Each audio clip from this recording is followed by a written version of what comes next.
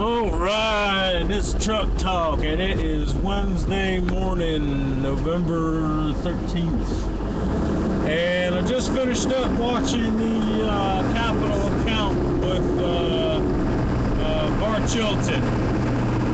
And I have to say, what a worthless agency that CFTC is. That's the best they got. Bart Chilton is the most responsive to the public. From what I hear, he'll actually answer emails. He actually went on this show, Capital Account Lauren Lister. Shout out to Lauren. He did a fantastic job as usual. But if they're looking to restore any kind of confidence in the commodities or futures exchanges, I'd say that's a big failure. 4 years of an investigation, and he can't even tell the people who has the concentrated position. My hat has more credibility than Bart Chilton. It's ridiculous. My hat has more of a freedom of speech than what Bart Chilton is. Oh, because it's still under investigation. 4 years. 4 years! Not enough time. He hopes it'll be soon. What? Maybe another 2 years? And he's still trying to find out what happened at MF Global. And it's up to Eric Holder at the Justice Department to go after John Corzine criminally. Well, Eric Holder does not have time to go and prosecute fraud. He is entirely too busy trading cocaine for guns, so Wall Street can have its coke and the Mexican drug cartels can have their guns. So that's the state of affairs in our government today. And these people still go and invest and try to hedge their risk by getting involved in these fraudulent markets. Why? Why? Well, hell, all you got to do is look at the city where the CME's out of. Where are they at? Chicago. You know, I have to say this about prohibition of alcohol back in the, whatever it was, 20s, 30s. What that did, what the prohibition did, was create the gang and the mob that they needed in order to later take over the politics after prohibition was ended. You had this well-organized machine that was great at getting around all the legal barriers, and once the legal barriers were dropped and alcohol wasn't illegal anymore, well, they got to go where the money is. So where's the money? The money is in running these politicians. And Chicago, man, I will never do any business with anybody that's in Chicago. No kind of nothing. Just shun them. Just walk away from them. Like Chris Green always talking about. Just walk away from these guys. Walk away. Get out of the stock market. Get out of the commodities. All that gambling. You don't have to. If you're producing a product right now, whether it be cattle or corn or whatever, you really don't have to worry about hedging your commodity because we have high inflation.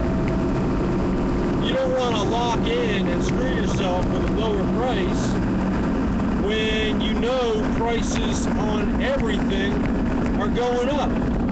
And we know that they're all going up because we keep having more and more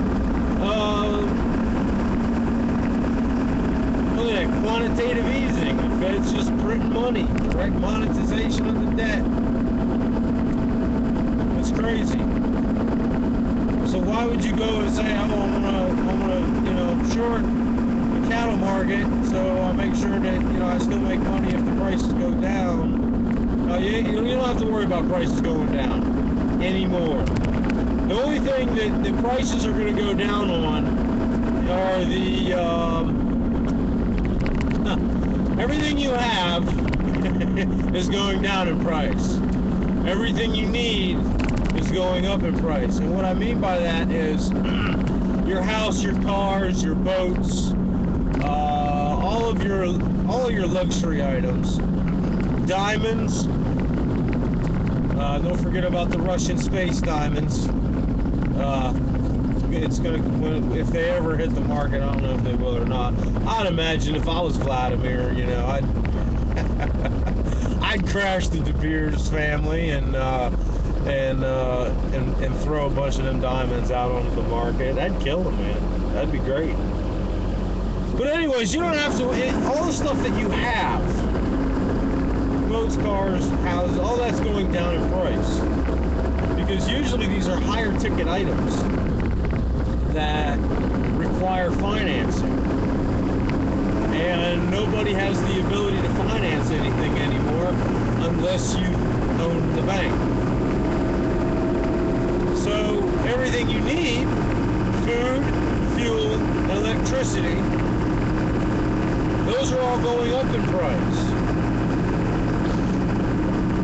Something interesting that I noticed with the Hurricane Sandy, the donations.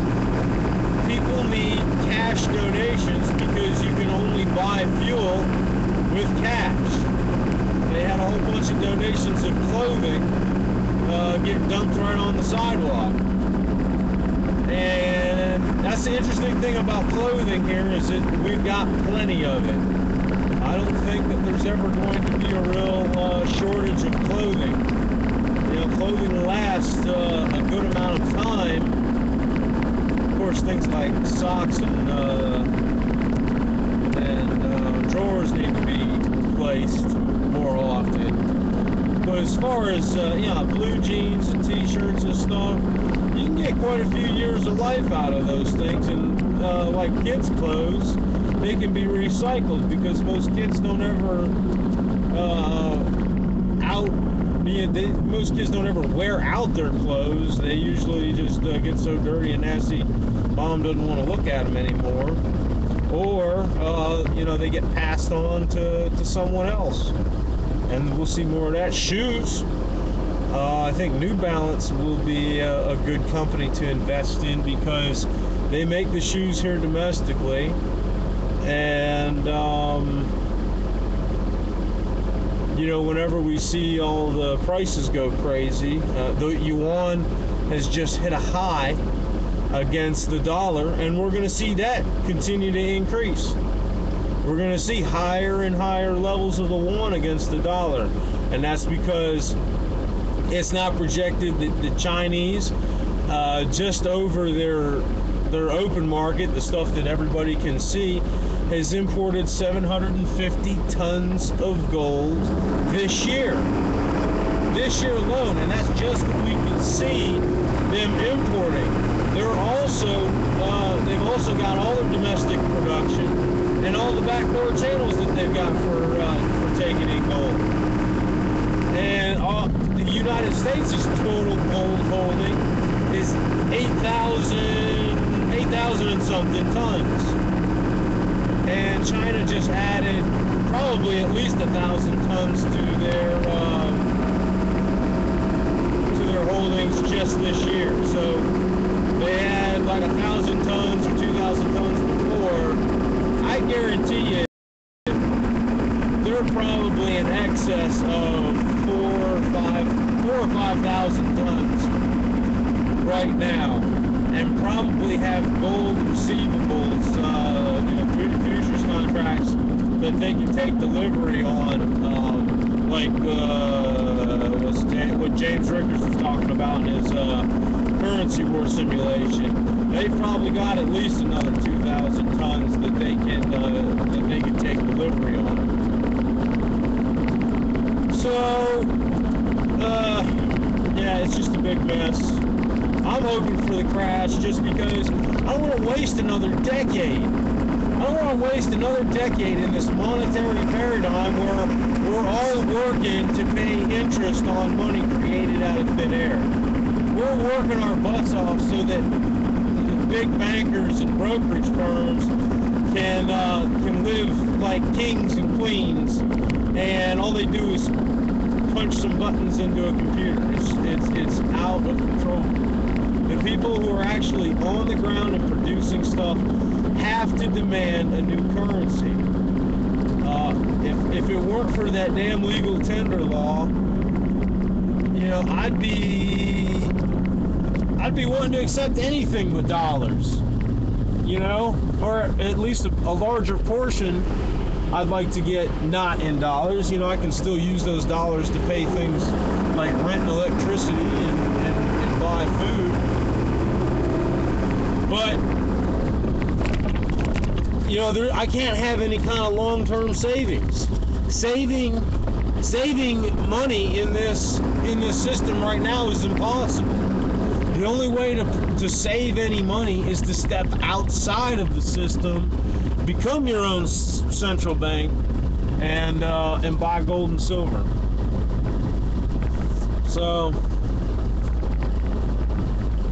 yeah, we need a treasury note, not a debt-based currency, but just a treasury bill that's spent into existence. And if we see inflation, then you can tax something. But I